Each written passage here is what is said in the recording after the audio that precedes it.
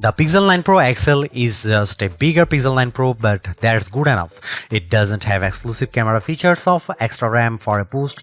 It's just got a bigger display and bigger battery. That means the Pixel 9 Pro is an even better pick this year, but it also means that you can choose your Pixel based on the size you like, not the features you need. While Google announced 4 phones at its August 2024 event, the standard Pixel 9 and Pixel 9 Pro XL are the two that hit the market first on August 2020. Meanwhile, the Pixel 9 Pro and 9 Pro Fold arrive on the scene September 4. In the UK, you can pick up the Pixel 9 Pro XL with double the storage at no extra charge on purchases made from September 5. US buyers can nab $200 in-store credit if ordering before August 28, and Australian buyers can pick up a limited edition poster with purchases made before August 25. The addition of the new smaller Pro model this year helps Google justify its decision to render the Pixel 9 Pro XL the most expensive candy bar Pixel to date. It starts at $1,099. It's practically like for like when compared to equivalent storage option of the iPhone 15 Pro Max, truly putting an end to the notion that the Pixels are the affordable flagship option. For the asking price, you also get a year's access to Google One AI Premium 2TB plan, which as well as granting access to Gemini Advanced and Gemini Live includes more general Google benefits like Fitbit Premium Access, Nest Aware, 10% back on Google Store purchases, and unlimited Magic Editor saves in Google Photos. A pixel in iPhone font, that's the shorthand I keep coming back to the newer Pixel 9 series design language. The size and feel of the XL's new squared aluminum frame immediately reminds me of Apple's current iPhone 15 Plus and iPhone 15 Pro Max in the hand. Does that polished metal attract fingerprints? Absolutely, but not anywhere near as badly as expected. This new squared form paired with the heaviest build of any candy bar Pixel yet leads to a more premium look and feel overall. This is helped further by the Pixel 9 Pro XL's slimmer profile compared to the Pixel 8 Pro, and side by side with my wife's old Pixel 6 Pro, the jump in build quality is truly impressive.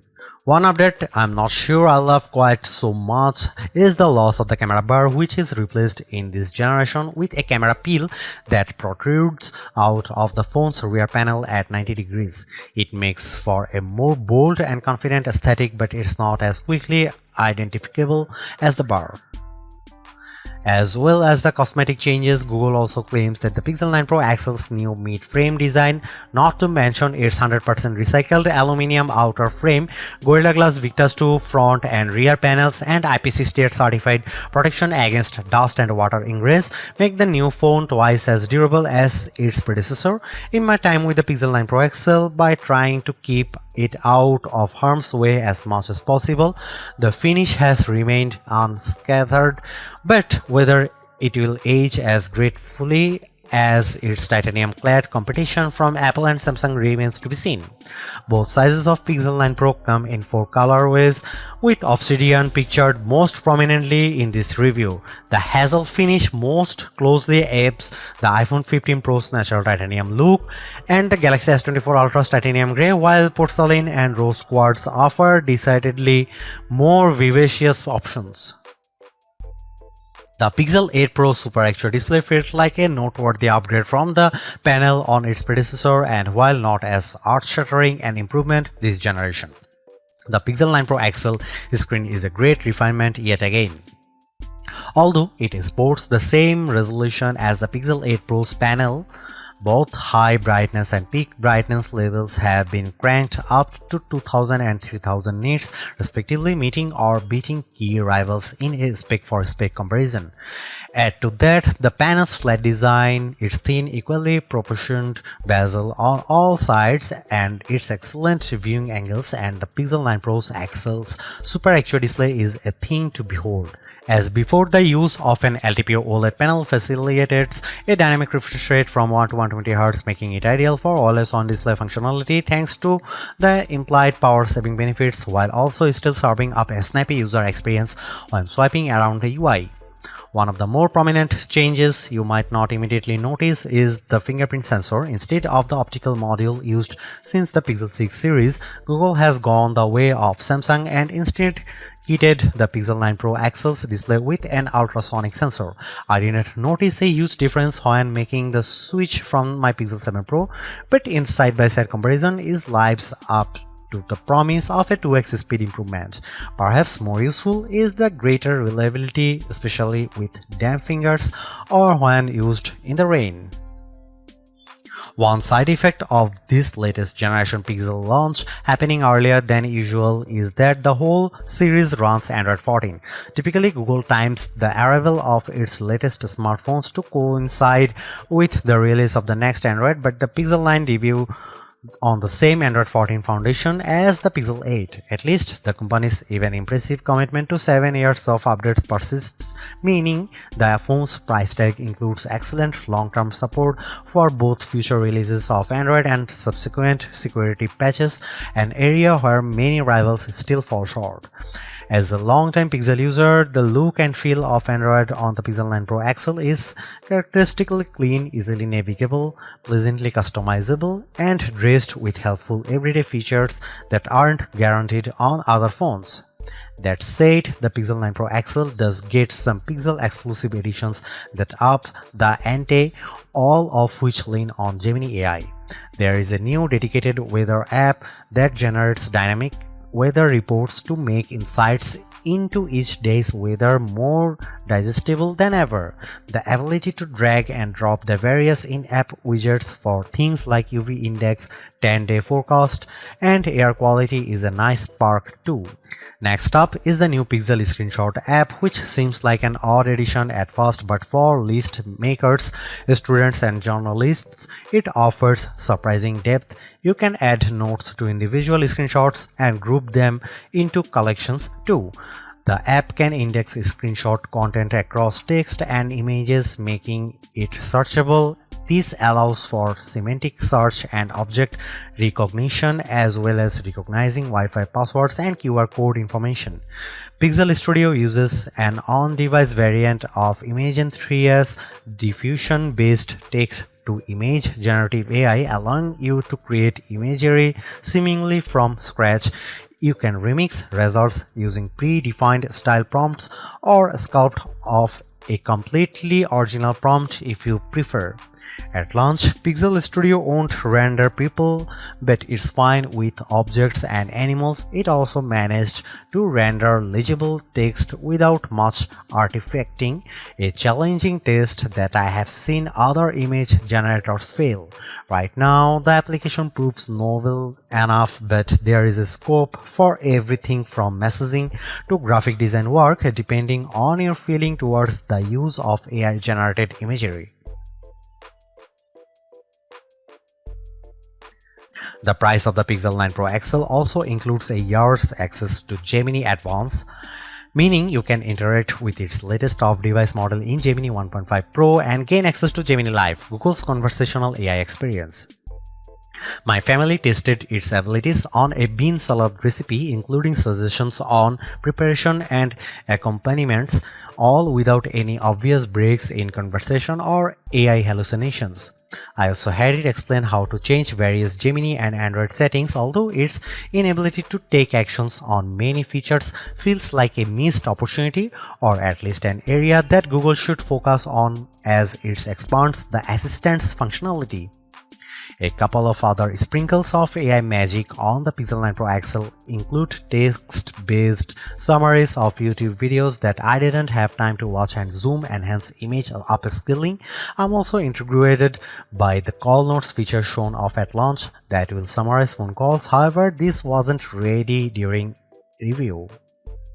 The most obvious criticism of Gemini on the Pixel 9 Pro is that it feels consistently slower when asked to carry out the same task I would have previously asked for Google Assistant. The trade-off is much richer results and more insight, provided you trust the source data Gemini is pulling from. Nowhere is AI more prevalent across the Pixel 9 Pro XL's user experience than the camera. While it might have gone by machine learning in the early days of the Pixel camera experience, AI-powered post-processing has been the secret sauce that has helped elevate the reputation of the Pixel cameras over the past 4 years, to the point where they regularly sit among the best camera phones. As Google has focused its efforts on AI more directly, the proposition of a Pixel camera has changed somewhat, with capture and editing becoming two distinct facets of the experience. If you are looking for a great all-round camera phone, the Pixel 9 Pro XL is right up there. A revised HDR Plus pipeline puts into practice the company's learnings from previous entries, paired with new training data to create images with a more true-to-life appearances, better exposure, dynamic range, details, contrast, and colors.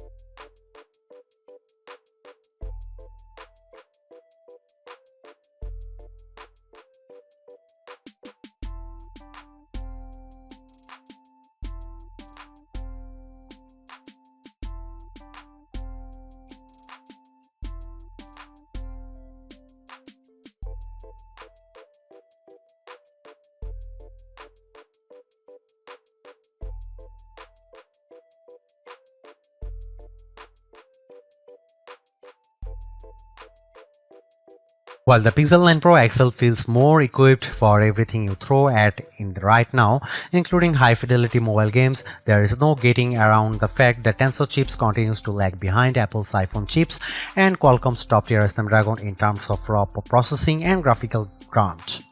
Whether it's a matter of the shorter turnaround between generations of Pixel or the fact that it's not Google's focus, the new Tensor G4 chipset powering all of the Pixel 9 series doesn't pack that much more horsepower even compared to the Tensor G3. It's built on a similar 4nm process as the Tensor G3 but with new core architecture and one fewer high-efficiency cores than its predecessor. The switch from an Immortalities to Mali GPU means no more ray tracing, a small but notable loss for mobile gamers. In testing, the Tensor G4 processor produced a 10% bump to CPU performance, a 15% graphical performance improvement, and a 16% uptick in NPU performance over the last generation. However, the biggest gains look to be in power efficiency. As with its predecessor, the Pixel 9 Pro XL can be had in 4 storage variants. However, the 1TB ceiling appears to be a US exclusive, while other markets, including the UK and Australia, top out at 512 GB. Its 16 GB of RAM is a range-wide upgrade, likely driven by the phone's newfound AI capabilities, but spec heads will note that Google isn't using the latest available standards of either LPDDR memory or UFS storage compared to Samsung's Galaxy S24. Google has propelled the Pixel 9 Pro XL from a 1 to a 2-day phone. While Pixel batteries have gotten larger over the years, battery life has never really been a positive talking point for the line. Through presumed optimization led by the new Tensor G4, however, the Pixel 9 Pro XL serves up superb longevity by comparison, significantly longer than any previous Pixel we have tested.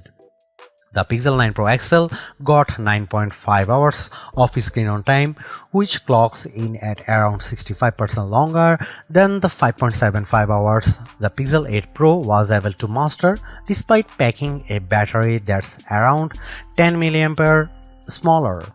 Google hasn't stopped there, with faster 37-watt charging promising up to 70% charge in just 30 minutes.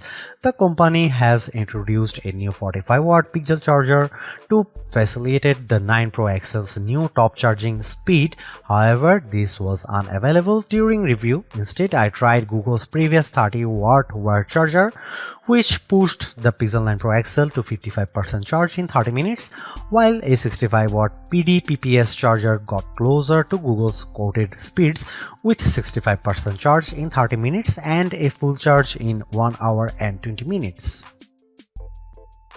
Should you buy the Google Pixel 9 Pro XL? Buy it if you want the richest mobile AI experience. Samsung's Galaxy AI is great, but Google's execution with Gemini Advanced is easier, richer, and more fun to use.